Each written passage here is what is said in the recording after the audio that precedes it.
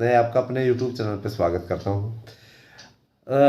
चुनाव हुआ भी 3 दिसंबर को, उसके परिणाम आए और उसमें भारतीय जनता पार्टी के 3 राज्यों में क्लियर मेजोरिटी की सरकार बनी। बम्पर बहुमत से भाजपा जीत के आई। एमपी में 163 का आंकड़ा छुआ, 230 में। तो वही राजस्थान में 200 सीटों वाले विधानसभा में 199 सीट पर चुनाव हुआ था, है ना। वहाँ पे भारतीय जनता पार्टी 115 से अधिक सीटें जीत करके आई। निर्दलीय भी इनके ही जीते हुए प्रत्याशी जो बागी थे, तो कुल मिलाकर के इनकी संख्या 120 के पार चली जाएगी, कोई समस्या नहीं। कांग्रेस को बहुत ही बुरी पराजय झेलनी पड़ी। छत्तीसगढ़ में भी स्थिति थी। 90 सीटों पर भारतीय जनता पार्टी 54 पे जीत के आई। जीतने के पश्चात मुख्यमंत्री कौन होगा, इसको लेकर के पसोपेश फंसा हुआ है। कुछ लोग राजस्थान में महंत बालकनाथ योगी को मुख्यमंत्री बनाने की मांग कर रहे हैं, जो कि वहाँ पॉसिबल नहीं है। बताएं क्यों? क्योंकि देखिए, जाति से यादव हैं, भले ही योगी की तरह दिखते हैं, योगी की तरह त्याग किया, घर छोड़ दिया, ये कर दिया। उनका यादव होना, सवर्ण बाहुल्य राज्य में यादव होना, है ना, अपने आप में ये वो बाहर हो गए हैं सीधे तौर पे। क्योंकि राजपूत और गुर्जर और जाट, इनको नाराज करके किसी यादव के हाथ में कमान देना, और जो कि भाजपा का कोर वोटर भी नहीं है ना। महंत बालकनाथ जी के, हालांकि बहुत ही अच्छे इंसान हैं, उनके मार्ग में सबसे बड़ा रोड़ा है, ठीक है।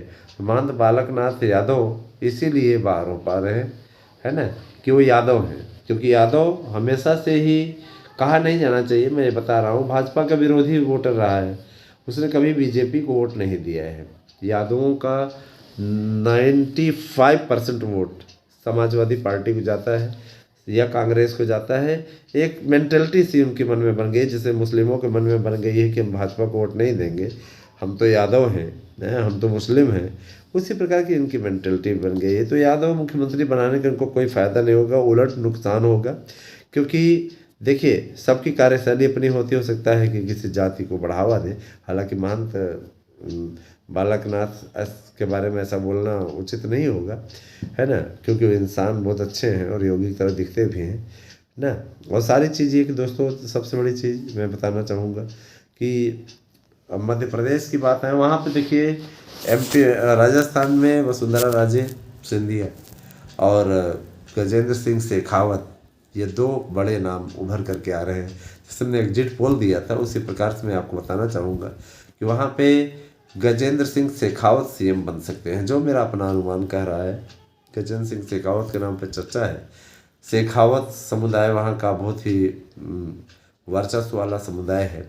और जाहिर सी बात है कि आपको याद होगा, ध्यान दीजिएगा, आपको याद होगा कि वहाँ पर भैरव सिंह शेखावत लंबे समय तक सीएम रहे, कई बार सीएम बने, बाद में उपराष्ट्रपति बने, तमाम प्रकार की चीज़ें। इसके अलावा दोस्तों, सबसे बड़ी चीज़ ये कि हम ये भी बोलना चाहेंगे कि जो मध्य प्रदेश है, वो तो भाई मामा जी के नेतृत्व में ही विजय मिली है। तो जाहिर सी बात है कि शिवराज सिंह चौहान ही फिर से वहाँ मुख्यमंत्री बनने की दौड़ में। हालांकि प्रहलाद पटेल से लेकर कई लोग हैं, लेकिन वहाँ शिवराज सिंह चौहान को ही सीएम बनाने की तैयारी होगी, ऐसा मेरा अनुमान कहता है, ठीक है। इसके अलावा मैं बता देना चाहता हूँ, रमन सिंह, छत्तीसगढ़ में 90 में 54 सीट भारतीय जनता पार्टी जीत के आई।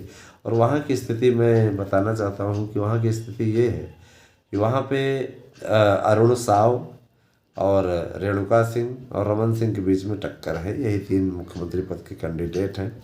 इनमें से कोई एक बनेगा। जहाँ तक मेरा विचार है, रेणुका सिंह को मुख्यमंत्री बनाया जा सकता है, क्योंकि वो आदिवासी समुदाय से आती है। आदिवासियों का एक बड़ा वोट बैंक है, महिला है, महिलाओं ने जम के वोट दिया है, जिसके चलते उनकी राह आसान है। तो दोस्तों, ये तो मेरा अनुमान था। और मैं दूसरी बात ये करना चाहता हूँ कि लोकसभा चुनाव हो या विधानसभा चुनाव हो, हर एक का सर्वे आप हमारे यूट्यूब चैनल पर देख सकते हैं।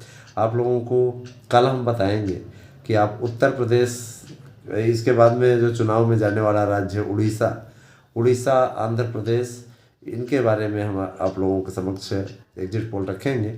शुरुआत कर रहे हैं दोस्तों उड़ीसा से, और आप लोग ज़्यादा से ज़्यादा संख्या में जुड़िए।